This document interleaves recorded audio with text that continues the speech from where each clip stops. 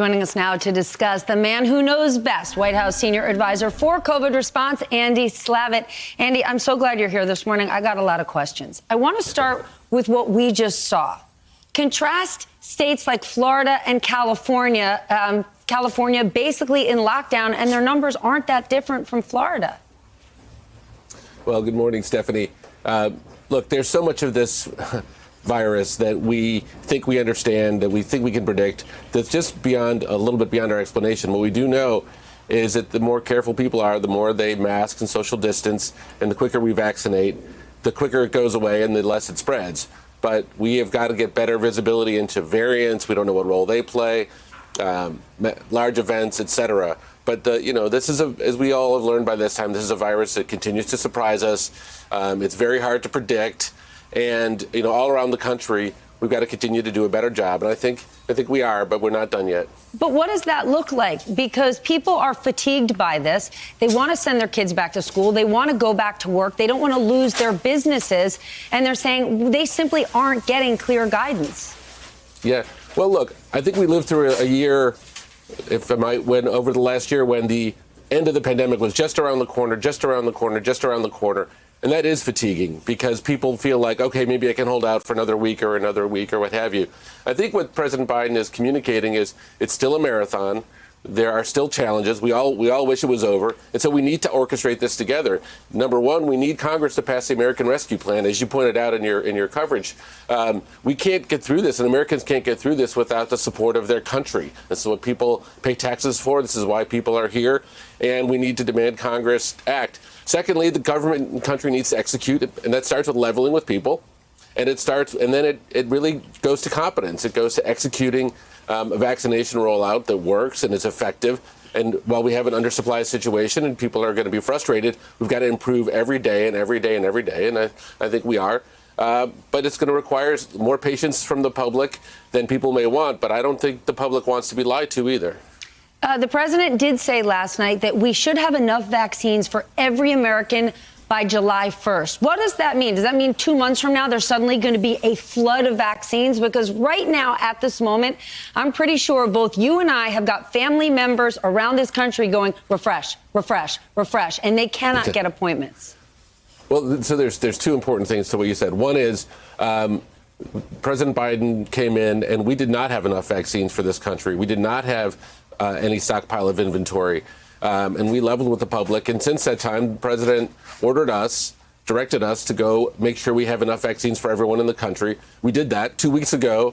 We had enough vaccines to vaccinate everybody by September. And based on the president's announcement last week, we can now do that by July to have enough vaccines. So that's critical news. But the second thing, and I want to get to the way you phrased your question, is that some people are able to go refresh because they have technology, they have family members, they have transportation to go wherever the vaccines are, but many people don't.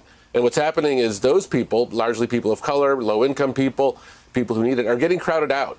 And so we have to also address, as we address getting more people vaccinated, we have to address some of the unfairnesses in the system as well. And we've got to do both at the same time because that's the kind of country we have to be. Will that be addressed if the stimulus package gets passed? Look, we're addressing everything the best we can right now, but we're addressing it like the public is hobbled, like small businesses are, like schools are. Everybody's more hobbled because the fact that Congress hasn't yet passed this plan. That will open up money for schools. That will open up money for vaccinators. It will open up money for more vaccines. It will open up money to do sequencing so we can track the variants, in addition to all of the support that we know from unemployment to small businesses that we need to make sure we're at the top of our list. Is there any sort of common ground when it comes to getting kids back to school? Parents were thrilled last night to hear the president say 5 days a week he wants to get those kids back in school. And those same people are hearing the opposite from their own teachers and school administrators that say these buildings aren't equipped to handle teaching with all these kids in here.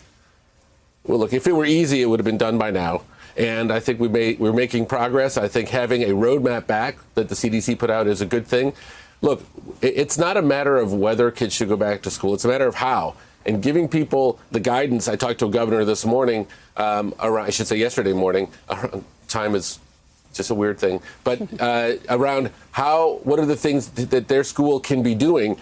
And what was expressed in the call was, he said, look, I know it's not going to be 100% safe, but give me more measures and I can send more people back. And yes, there's emotions about this. And yes, there is, we're just getting new data. But being able to say, look, we could do the more of these things we can do, having kids wear masks and all of the things that were in the CDC guidelines means we can bring kids back. And that's something that we have to stay committed to.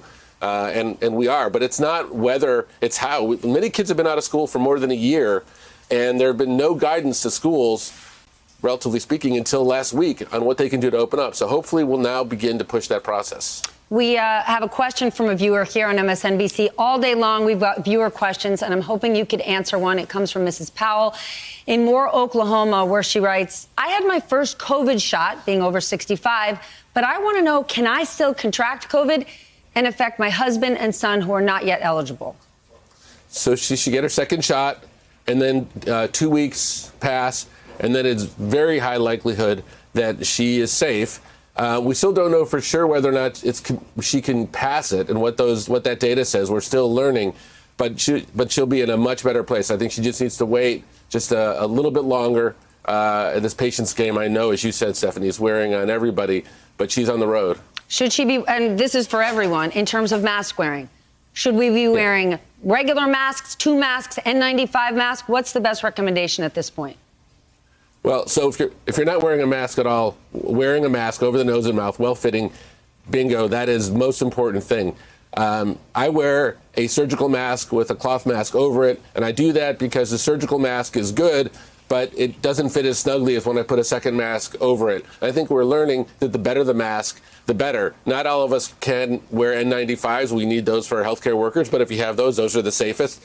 Otherwise, I think what I'm doing feels very effective. You can tell when your mask is snug, and if it's not snug, and if air's getting out and air's getting in, then it's not doing its job.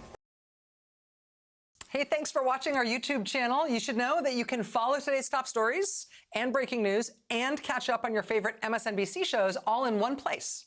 Download the NBC News app today.